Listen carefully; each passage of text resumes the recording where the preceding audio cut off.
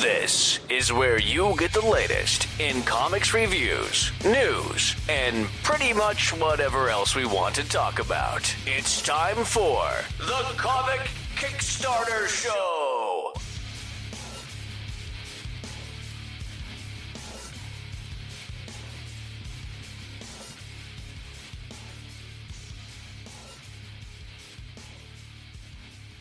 Hi everybody, it's Brad Linder for the Comic Kickstarter Show. Welcome to our first episode of the new rebooted volume, and we are going to be talking about Stan Lee a little bit and his new Comic Con that he's launching. And what it is, Stan Lee has announced this last Thursday that he's got Stan Lee's Los Angeles Comic Con coming out in October, and working exclusively now, he announced that Entertainment Weekly will be the media outlet for him to join up and release all that content. So we'll have links up to show this, but more so about this episode is going to be an inspired thought that I had from the con, because I'm excited about it and I'm really thinking about readjusting my schedule so I can go in October. It's very exciting times for comic conventions, especially with all the lulls that we've had. If you're a professional in the market, you know this already, but if you're new to it and learning about how to get into it, there's been a little bit of a conflict going on with some of the shows slowing down and being more alternative media and pop culture rather than just comics, to the extreme to where comics are getting booted out. That's the bad side of it for us. So to revitalize that, I'm going to talk about portfolios today and in the modern digital era. So the standard is 6 pages, okay? They say, work on those 6 pages, you know, they being editors and the powers that be, say, focus on those 6 pages and do nothing but those 6 pages and walk in with those 6 pages, and that's the 6 pages you need to show. Well, I agree with that, but I think you should do more than one set. I think you should focus on compact sets like that, but take it to doing 2 to 3, maybe even 4 or 5 sets over a year, okay? And focus on them over a year, literally. So do a set of 6 pages, specifically working on the fundamentals, and we'll get into all that in a minute. But on the page count specifically, get into what you need to understand of a set for Marvel, a set for DC, and a set for everybody else to look at. Because they're going to ask you for other work when you're talking with these editors. Be prepared. Don't go in with 50 pages like kids do, because it doesn't serve the purpose. Stick to the format. When you go in and show them 6 pages of their content. If you go to a Marvel editor, show them 6 pages of Marvel work. If they ask for more of it, be prepared to have more of it. That's the backup plan. Same thing with DC or any other editor you speak to. Be prepared to show alternative sets, just in case. Because if they want to see more of your work, that's how you do it. If they give you that time. Because if they do a portfolio review live, the first thing you've got to do is be prepared. Okay? That's the most important thing. Be prepared. Have it set up to where you have a couple of sets. Don't just go in there with 6 pages and then be lulled off. Because what they're going to do is they're going to see 20 people in reviews in the line out of the 2 or 3 or 4,000 they see in a day. And they're going to get you mixed up in the wash, and you're just going to be bygone and hit the file 13 at the end of the day anyway, because that's not what they're there for. They're actually there for getting the con, supporting their brand as to what they're supposed to be doing there. They're supposed to be supporting their artwork, their brand, their company. Okay, so understand that. So if you get a review, be very thankful, because that's exactly what you're getting, is a bonus review that not everybody gets. Okay? Now, aside from page count, we want to go into what you focus on those pages. Okay? First off, you want to go into fundamentals, like I mentioned. And what you're going to be focusing on is the basics. All right? You got to go in for posing, anatomy, perspective, composition, storytelling, lighting and shading. You've got to have line quality, line weight knowledge.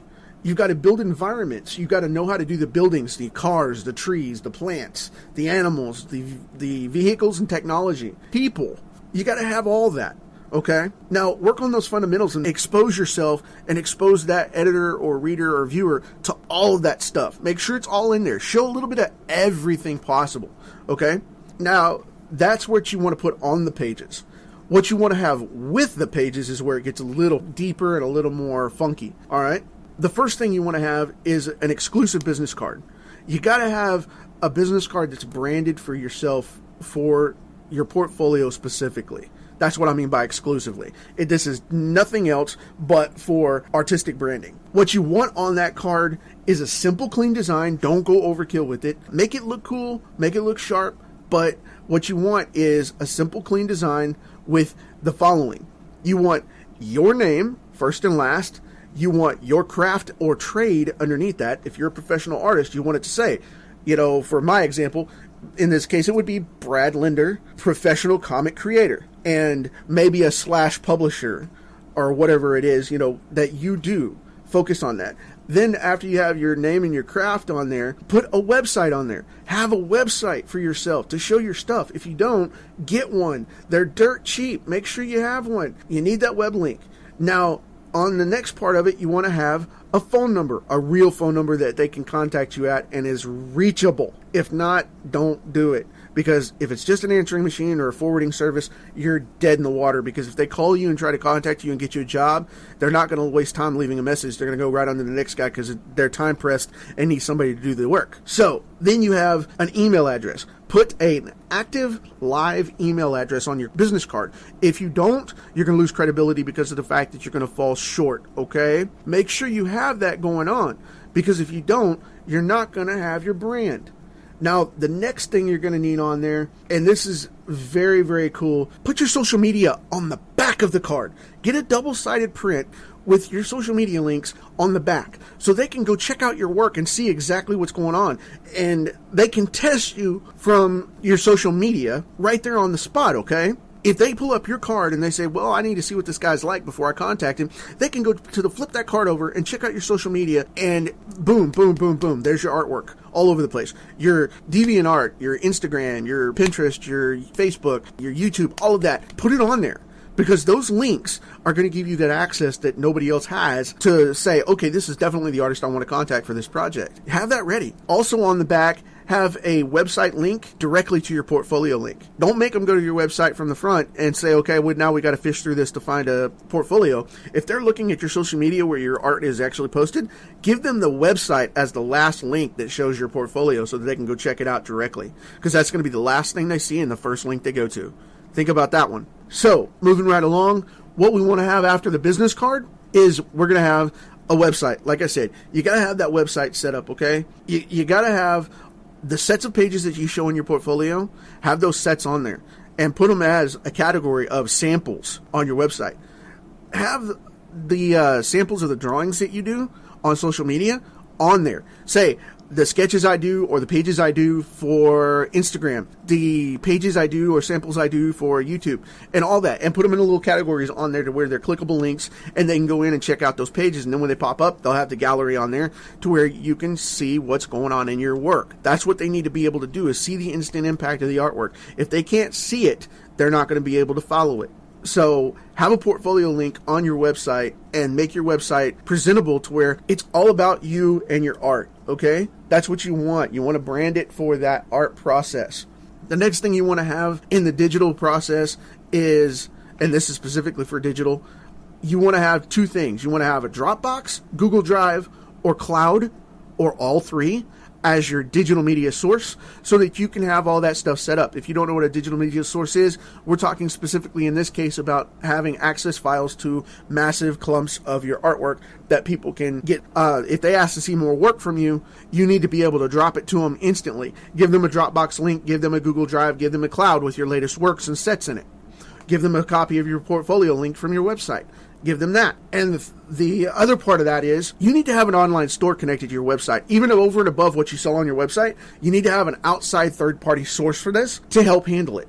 What you're going to look at is you're going to look at something that can connect with your social media, something that is quick and clean, and something that is affordable for what you're doing so that you don't break the bank starting out, okay? Those two sources that I go to are Shopify and Ecwid. I love Ecwid.com.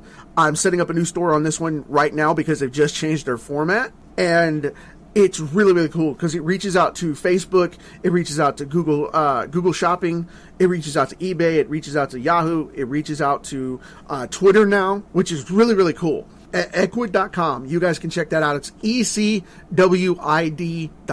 The next one on that is going to be Shopify. Okay. Shopify connects directly with Facebook, and it works with a couple of other platforms. They're expanding out, but it's not really where we're at as far as comics go. A lot of people sell e-comics on there. You can do that. Set yourself up a store on both those platforms so you can reach multiple outlets, because they have their own fan bases and shopper base. So be sure and go from that. Now, with the next step of this, we're going to get into the live and digital portfolio differences, okay? First off, you got your 6 to 12 page sets live. You're walking around with 3 sets of 6 pages for, Marvel, DC, and indie work. Okay, cool. What you're going to have to do is walk up to these people, and I want you to follow these rules. 1, be very humble, because if they give you a time to review your stuff, just like I mentioned prior, be sure and nail that, okay? Be humble, be kind, be thankful, listen to what they say. So that's number 2. Be aware and alert and freaking listen. Take in everything they give you and absorb it to no end. Take mental notes of everything they say. Give them the full attention that you're expecting them to give you, okay? Be sure and do that, because if you don't, they're going to blow you off. Now, the next thing is be realistic. You may not get a job. Understand that this is just a review to get better. Go in there with that goal, and you'll never be disappointed, okay? This is a goal to show your stuff and prove yourself to that editor and get that work. So what you're doing is you're going to go in, show them what you've got. They're going to tell you what they want. You're going to go change it and make it meet the end to get the job. That's your goal. Don't go in thinking, I'm the next Jim Lee, or I'm the next Todd McFarlane, or I'm the next so-and-so. You'll get crushed doing that. Don't do that. Be sure and pay attention to that stuff. Because what happens is so many guys going, I'm the greatest, I'm the next thing, I'm the next thing, I'm the next thing. And then they're never a thing at all, because of the fact that they're so egotistical, they don't see it and listen to what the guys tell them. Okay, so be sure and pay attention for that. Be realistic. Know that you may not be the top comic artist, but you still can be a comic artist. Okay? So keep that in mind. Grow all the time. Be forever a student first. The next thing I want you to listen to and understand on this list is ask them for their contact info. If they have a business card, if they have a flyer, if they have a website, if they have a Facebook with their contact, give them your stuff while they're talking to you, but be sure that you get theirs as well in return, so that you can follow up and do that, because they're not going to remember you past that con because they're so busy. They'll remember you when you make the contact later, which is what you need to do. So pay attention for that. Make it easier. Contact them and say, hey man, we talked at so-and-so con and you promised me a review. Here's my stuff. Did you get a chance to look at it? And maybe you want to look at it again. Here's my latest stuff. Then have something new that you've done between that time of contacting them at the con and the time you contact them and your information at that point, so that you come up and keep it direct with the newest, latest stuff. Hey, can you check out my portfolio and see what you think? All right? So that's just it. Now, let's get into the point of the light portfolio if you don't have one real quick. First off, you build the thing. I just told you how to do that. You build up sets of 6 pages, so that's plenty to show off everything you need. You build it up for the specific publishers and content so they can review it without issue. And you build up extra stuff so that they can see other work if you get reviewed. Okay? That's it.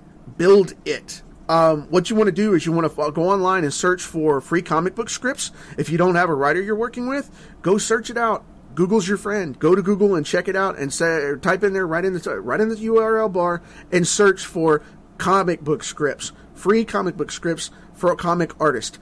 And it will allow you to have just an overwhelming huge amount of these sites and services that give you anything from Marvel scripts that have been archived all the way down to the latest new forums of guys looking for artists. Okay? Now, where we want to come up on that is get out there and build your portfolio, build your brand. Get to work with people. If you don't have a portfolio, build it, get it up there. Get the website up there.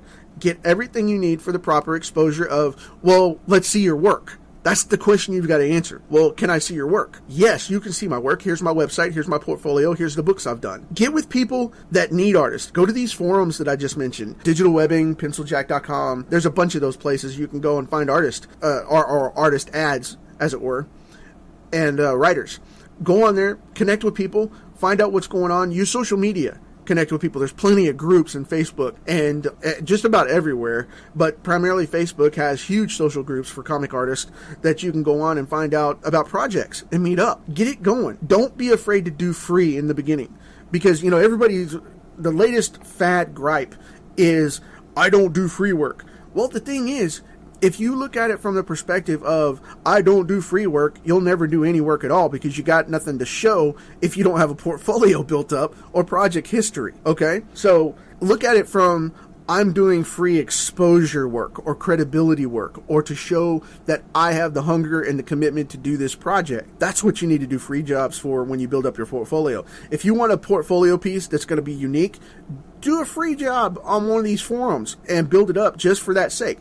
Because you're doing an investment project, not losing to free outlets by not working for money, but you're building up and investing in your portfolio and in yourself as an artist to improve so that you can get credibility to get the paid jobs. Okay? You have to have something to show. You got to do the work first and publish something out there. Now, if it's not something you want to do and getting with free jobs, that's your choice. But I'm going to tell you, the fastest way to grow your portfolio and your recognition and your credibility, do free jobs, get them out there, and I'm not saying do it forever. I'm just saying commit to 1 or 2 jobs, get them done, build up your portfolio, and then move on. So, you know, help somebody out. And when you need new portfolio pieces and you don't have anything to expose right now, go in there and get yourself another free job and do it. That's the way you build it up. I do projects like this all the time, little projects. 1, I'm helping friends out, writer friends out, and getting them done. 2, I do projects like that to build up my portfolio and my awareness so that I keep in between jobs of comic work going. I'm producing constantly for portfolio stuff. This is an investment in your own credibility. I'm not saying get skimped on and don't get paid. I'm saying build it as an investment for exposure in your own future. Okay? Now, moving on to the next part for that, we're going to move into the digital side. So, you got your sets of pages from your portfolio. You've done that work. Okay?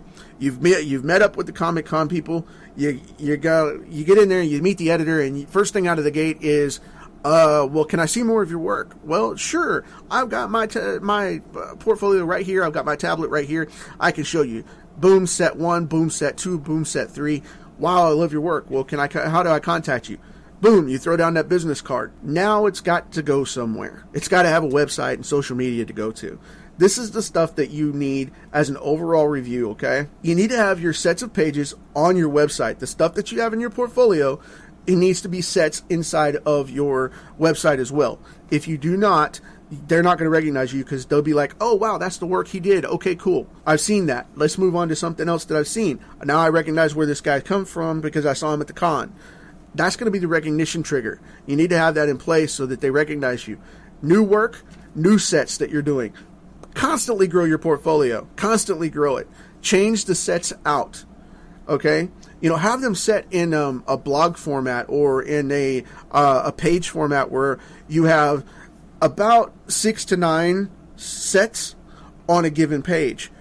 That way they can click in and see your most recent stuff and say, this is what I did this month. This is what I did next month. This is what I did last month. You know, that kind of thing.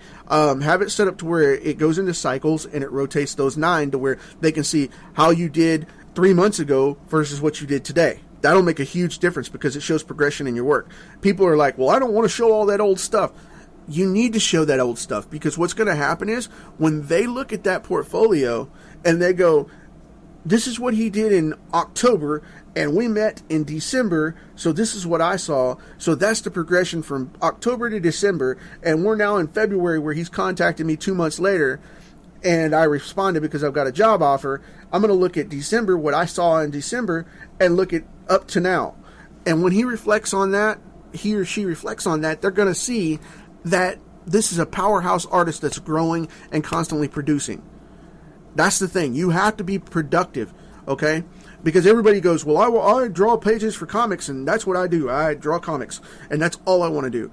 No, as an artist, you should be producing all the time. If you're not working and growing because you're not getting those kinks out, and you're not getting those lulls out, or those drags out, or those lapses out, or those errors out. Iron that stuff out by constantly working on stuff. Okay, so have new sets up there all the time. Rotate those out. The next one, have project samples. Project samples of finished projects that they can go see that you've had published or are in process of doing publication for, okay? Not just sample sets that's portfolio stuff, but we're talking project samples. Actual comic books that you've worked on. Remember those free books that I talked about you working on? Because you may be like, well, Brad, I don't have any comic books to show or work on. This is how you get those out there, okay? You do those free projects to show you're committed and you're in the industry to make it happen, period. Show those projects. It doesn't matter how bad they look in the beginning, show those projects, because what you're going to do is show the latest first, the newest first, and then show your older projects down the line in that category. And what will end up happening is they'll see, again, the progression of what you did last versus what you did first. So grow yourself and post your projects. It also shows them that you're working with teams, that you're a team player, that you're productive, and that you're producing artwork for finished projects. Okay, that means people are committing in you. They're committing to you to do the project and investing in you as part of their team and trusting you with their project and their babies. So be sure and know that. All right. Now, the next thing you want to do is social media. On your website, you want to have social media samples. These are the samples you draw on Facebook. These are the samples you do for Facebook Lives, drawings, Instagram pictures, practice, whatever the process is, whatever those social media outlets have. Be sure and post links to that stuff. And I mean make banners and post them on there, or at least graphics, and post that up there. Put that drawing up there with some information, Brad Linder draws on Instagram, or this was my latest, watch my latest Facebook Live sketch kind of thing. And add links to those to where when you click on them, they go to your social media. Show them your social media outlets. Show them that people are watching and following and exempling your work so that they can see that you've got a following and a brand that's buildable for their comic interest in their fans. That's a huge thing to show your following and such. But don't be arrogant about it, okay? Don't show off. There's a big difference there. Now, the next thing is keep it clean and simple with easy to follow links. Don't get all fancy and high tech and all that. Just post a page up there with a link image on it. Let them click it and have the information it needs and show them the artwork. Don't get all crazy with it, okay? They don't have time for that. They want to get to the easiest thing. If they have to click through 80 pages to get through one link, they're not going to follow you, and they're going to be like, well, this is too complicated. I don't have time for this. Because when they contact you, they're already looking on the next level and looking at, I've got to contact this guy for a job that I need filled. That's why they're contacting you. So keep that in mind, okay? Now, the next thing you need to do is focus on this. This is an 80-20 rule. Everybody's got their own version of this, but I'm telling you specifically for comic creation and portfolio building and getting the jobs, if this is what you want to do, all right? 80-20 in hunting portfolio work is 80% productivity in doing the work and getting it in front of people, all right? The 20 comes in making the connections and sharing the work with the right people that can get you jobs, okay? That's social marketing. That's getting in there and stepping up and saying, okay, I'm interactive, I'm connected, I know this guy, he's an editor. Hey man, how's it going? Hey, I went fishing this weekend. Be real, be friends with these people. Contact them and be real. If you are fake, it will come out as fake and you will get busted in a heartbeat. If you're job hunting or trying to spike these people and contact them for jobs specifically, they're going to keep you at the distance of a job hunter. Okay? Know the difference. Be a friend. Be on. Pay attention to their posts just like they pay attention to yours. Follow them. Take interest in their stuff. Be interactive. It takes 30 minutes a day to go on Twitter, Facebook, Instagram, all these other places. Just stop by and comment where you see comments when they pop up so you show you're interactive. I know everybody's working. I know everybody's grinding on all this artwork and stuff, but leave the social media up as you're going and reach over. When you take your 10-minute break every hour that you're supposed to do so you don't get blood clots and fall over dead, be sure and get up and spin around for, 2 minutes of that. As you come back, stretch your legs, get up, move around, then come back for 2 or 3 minutes of that 10 minutes and go on your social media that's sitting there. Answer up. So, it's that simple. Now, the last thing I'm going to wrap this up with is getting exposure, okay? Don't be a jerk about it. The biggest thing I've seen online right now is all these guys are like, well, I'm the next big thing. Now nobody wants to talk to me, because they think I'm a jerk because I'm the man and I'm talking real and blah, blah, blah, and this, that, and the other. be a professional, okay? That's it. Be a professional. Always be a professional. When you're showing these portfolios off at these guys and these live events, now that you're getting the digital and social age is there and they're connecting with you, if you're a jerk on your Facebook and you're mean and you're ranting and you're acting all stuck up, do you think they want to connect with their major brand? Having someone like that on board? Yeah, you may be good. But the thing is, knowing you're good and not having to tell people you're good. There's a big difference there. All right? Knowing you can do the job and doing the job is not the same as going off on Facebook and saying, man, I rock this. Don't be a jerk about it. Because that will reflect. A lot of people say, well, nobody cares about what I say on Facebook for my girlfriend, blah, blah, blah. Well, the thing is they do care. Because if you're talking about your drama, that's drama that's going to keep you from working. Think about that. Your home drama is going to keep you from working and producing. If you're fighting with your girlfriend and you're worried about that all the time, then you're not going to be producing artwork, are you? Simple stuff. Think about that. Now, we are about 30 minutes in here, so I'm going to keep this episode short. And like I said, I just wanted to throw this out there because of the Stan Lee Los Angeles Comic Con coming up. Like I said, I'm not associated with them in any way. I just love the idea of Stan finally doing this, and he's not going to be with us much longer, because he's on up there. So the fact that the dude's still doing it and pulling a George Burns on us. If you don't know who George Burns is, he was a comedian that booked stuff until he was 125, even though, he passed away a few years over 100. You got to consider the fact that that's something that Stan does. He's constantly going, man. He's acting like he's 30, and more power to him. But this inspired this thought for this portfolio podcast, and I wanted to let you guys know. I know that's a lot of information in about 30 minutes or so, but it's real. It's blunt. It's flat. That's exactly what it is. It's out there on the table. Snatch it up and use it, because if you don't, somebody else will. So, with that said, thank you so much for giving me the time on the new Comic Kickstarter show. I will be back with you guys with a posted regular schedule here pretty quick. And with that said, we're going to end it right there. This is Brad Linder for Comickickstarter.com, the Comic Kickstarter Show, and BradleyLinder.com, YouTube, all that good stuff. You can pop my name in there and I'll pop up for Comic Kickstarter as well as a couple of other things. But yeah, check us out. Thanks so much for hanging with the show, and we will catch you on the next one. Thank you very much. See ya.